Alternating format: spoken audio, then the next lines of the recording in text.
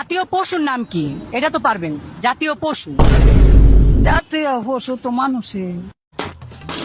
Hello বন্ধুরা, অস্থির বাঙালি নতুন একটি ভিডিওতে আপনাকে জানাই স্বাগতম। সাথে আছি আমি হৃদয়। তো বরাবরের মতো এই ভিডিওতে অনেক মজা হতে চলেছে, চলুন ভিডিওটি শুরু করা যাক।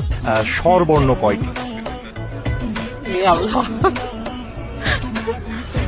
এই যে ক্যামেরার সামনে আমি নিজেই ভুলে যাচ্ছি যে কয়টি।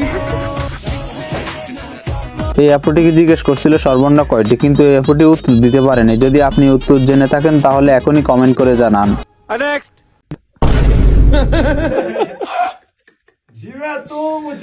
এই চাচাতো বিনোদনকে একদম নেক্সট লেভেলে নিয়ে গেছে। রিক্সার মধ্যে জায়গা না থাকে সেই ময়ূরে এভাবে রিক্সার ভিতরে ঢুকিয়ে বসে বসে চলে যাইতেছে।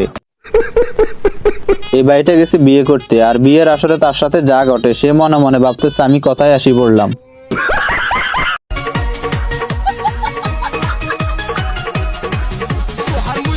আপুদেরকে বলতেছি, এটা যদি আপনার শাশুড়ি হয় তাহলে আপনি কি করবেন? আপনার রিয়াকশন কেমন হবে?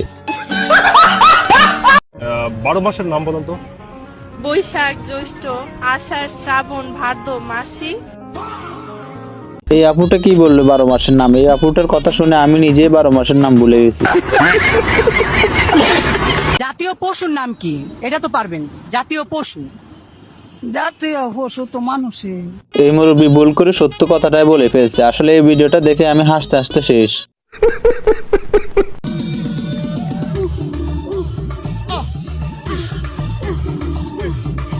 এটা আপনার কোন বন্ধু হতে পারে যে গ্রামের বিয়ে বাড়িতে এরকম ডান্স করে, তাও আবার এভাবে সাপ্রি স্টাইলে?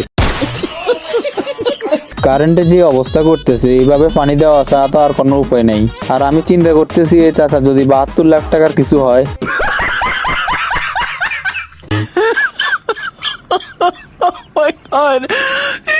এটাকেই বলে অটোপাস ইঞ্জিনিয়ারিং। এই বাড়িটির ইট ধরার স্টাইলটা দেখে আমার কিন্তু অনেকই ভালো লেগেছে।